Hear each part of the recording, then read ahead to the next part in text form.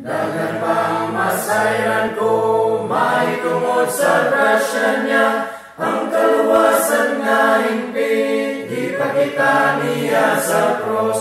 Dagan ang masayran sa kabahin niya, ang kaluwasan nga hingpit, ipakita niya sa cross.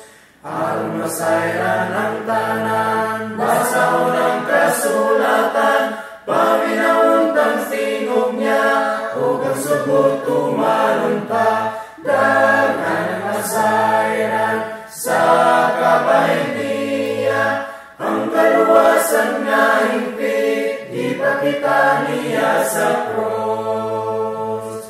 Si Jesus nagahari na, ang tanang bahandiya, ang mutuman sa sugo niya, igadugang sa iglesia. Dagan ang masayran